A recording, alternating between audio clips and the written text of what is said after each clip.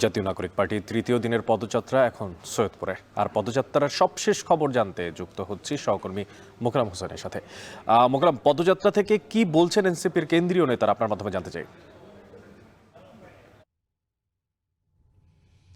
অনেক পদযাত্রার শুরুটা হয়েছে জুলাই বিপ্লবের অন্যতম শহীদ সাজ্জাদের কবর জিয়ারতের মধ্য দিয়ে।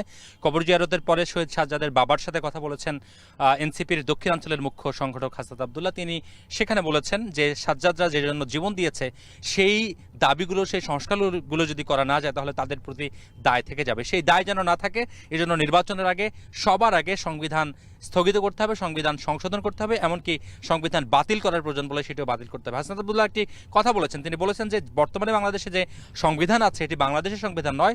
তার মতে তিনি বলেছেন এটি আওয়ামী বিধান, এবং এই আওয়ামী বিধান পরিবর্তনের মধ্য দিয়ে প্রশাসনিক যে সংস্কার সেটি করতে হবে, এবং জুলাই বিপ্লবের যে সনদ সেই সনদটি দিতে হবে। এটি ছিল হাসনাত আবদুল্লাহর বক্তব্য। এরপরে নাহিদ ইসলাম কথা বলেছেন। কথা বলার আগে তিনি একটি উর্দুভাষী ক্যাম্প আছে, হাতিখানা ক্যাম্প, সেখানে পরিদর্শন করেছেন।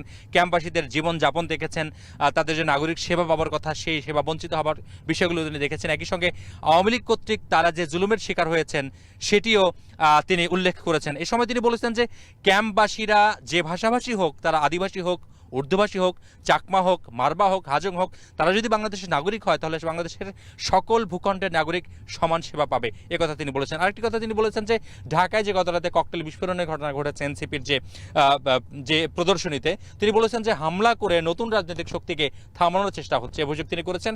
একই সঙ্গে তিনি একথাও বলেছেন যে হামলা করে বুলেট দিয়ে, ককটেল দিয়ে এনসিপির যে যাত্রা সেটি স্থগিত করা যাবে না।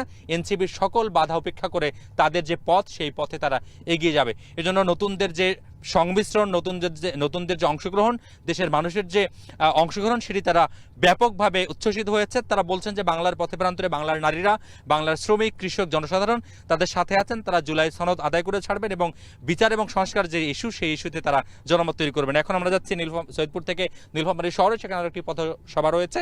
তারপরে এই বহর যাবে পঞ্চগড়ে। এই ছিল এই মুহূর্তে জুলাই পদযাত্রা থেকে সবশেষ খবর। অনেক